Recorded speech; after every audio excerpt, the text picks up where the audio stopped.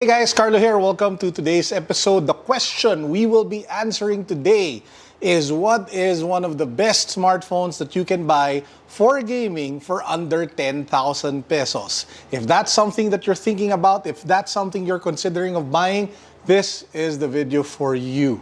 Wait, by the way, quick announcement, Nike is doing a 30% sale on their website. So if you want to buy like sneakers like this one, which is the Air Max 90 2020, it's on sale, 30% off. The link can be found down below. Just make sure that you use the code Nike30 during checkout. And with that said, let's get to the review.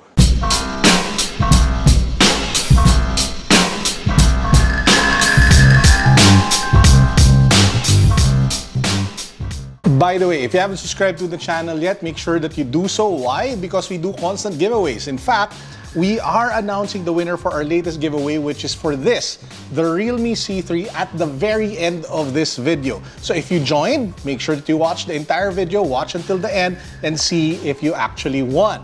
And if you haven't subscribed yet, make sure that you do so because we will be announcing new giveaways in the coming days ahead. This is the Realme 6i, and there are two models. One is 3GB of RAM with 64GB of storage, and the second one is 4GB of RAM and 128GB of storage. Both of them sell for less than 10,000 pesos. The 128GB model, which is the phone that I'll be reviewing today, actually retails for 9,990 pesos. It will be available starting May 15, and guess what?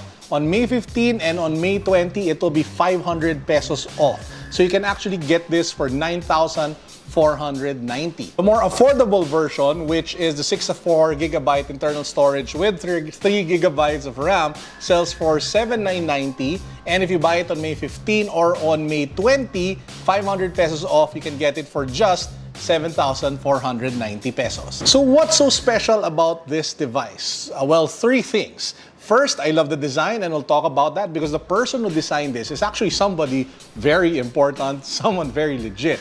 Number two, it's all about the power when you play games on this device because it uses one of the latest and newest MediaTek processors that you can buy today.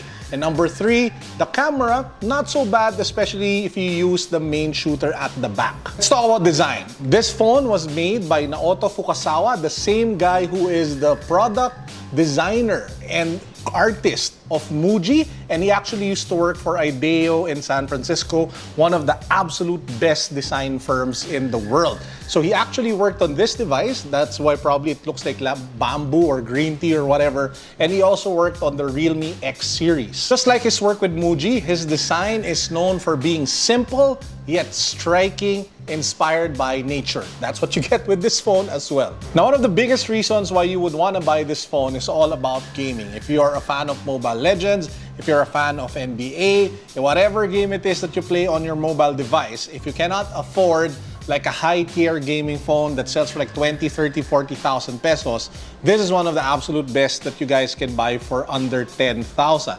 It uses the Helio G80 processor, on the newest gaming processors that's built to really elevate the overall experience when you are playing games. And that's what's pretty much I got when I was playing my favorite game, which is NBA 2K20. Everything from the character animations, to the dunks, to the movements, everything was smooth, seamless, and flawless, which makes you kind of think, wow, you can get such a great gaming experience with a phone below 10,000, makes you question why you keep spending like 50 to 70,000 on flagship devices. That processor, combined with the 5,000 milliampere battery and the 720p display, actually delivers outstanding battery life. Regardless if you are gaming or if you're just using it for your typical work day or, I don't know, like life, when you just do social media, emails, and photos.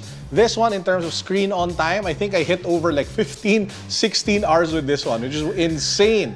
And that's really because of the efficiencies that you get with the processor combined with the lower resolution display and of course that massive 5,000 milliampere battery. Now let's talk about this 48 megapixel quad camera setup that you have here at the back. Because of the Helio G80 and the lenses that they use with the device, overall photos in good lighting conditions are pretty awesome. Be it ultra-wide shots, close-up shots, shots of people, portrait shots, different types of pictures. As long as you use the primary camera, it works really well, especially if you are in mid to good lighting condition. The front-facing selfie camera, to be honest, kind of struggles a bit if you are in mid to dark lighting conditions. So it looks like they really put the investments in the primary camera, the battery, as well as the performance of the raw power when it comes to gaming. So in short, if you're looking for the best sub 10,000 phone with the selfie camera, this ain't it. But if you are looking for one of the best gaming smartphones under 10,000 with a respectable camera and good battery life, this is probably one of your best bets. By the way, before I forget, that power extends to the overall experience that you get with the realme UI. It is mostly buttery smooth, be it switching from different apps, going to Facebook, to Instagram, works really well. Now let's talk about the issues. Of course, we have to be balanced. We have to be fair about our review of the Realme 6i. It's not just all roses here. There are also a couple of thorns that will prick you. First and most obvious problem is that it takes a while to charge because it is 5,000 milliamperes of battery life. I'm not sure if it's because it's hot or because my plug on the wall is slow, but it takes me anywhere from 1 hour and 50 minutes to 2 hours to be able to fully charge this all the way to 100%. Again, caveat, I'm not sure if it's the plug that's the problem or how hot it is here in the Philippines, but that's my current experience. Number two, like what I mentioned earlier, the front-facing camera struggles in mid to low lighting condition. The rear camera works well in mid to good lighting, but it's not the very best in low lighting as well. And lastly, you just have one speaker at the bottom of the device, so there is a tendency for you to cover it if you are playing games, so just be mindful of that.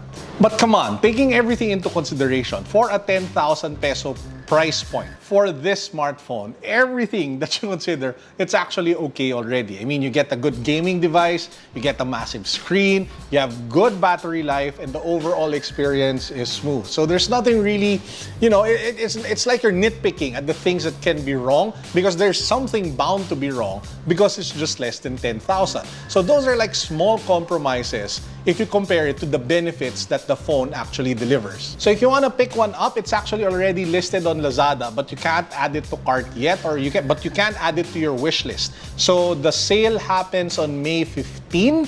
So make sure that you add it to your wish list or add it to your cart already. I will put a link down below in the description box as well as in the comment section so you can already set yourself up for that flash sale. That's still 500 pesos. So if you are going to buy this, might as well buy it when there's a discount. That's still 500 pesos. Again, that's May 15. The link down below, click it, add to cart or add to wish list. That wraps up our quick review of the Realme 6i, one of the best smartphones that you can buy for under 10,000, especially if you're just looking for a gaming phone or an everyday beater phone. And with that said, let's get to a part where I think most of you are excited for, which is the draw of our winner for the Realme C3. Let's find out who the winner is.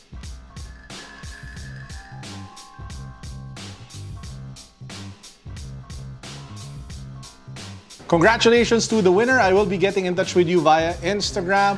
So just wait for my message and I'll get your details and I'll send the phone out to you. Now, as you guys can probably tell, I already have a lot of phones. So I am thinking of actually giving away the Realme 6i, this very same unit that I reviewed for you today. So this is how we'll do it. If this video reaches 3,000 likes, that's something very easy to do. 3,000 thumbs up, 3,000 likes, I will raffle away the Realme 6i. So guys, go do it. And with that said, I hope you guys enjoyed our video for today. Again, reminder, Nike sneakers over there at the back, 30% off. The link also down below. Guys, peace, God bless. What's up? Boom.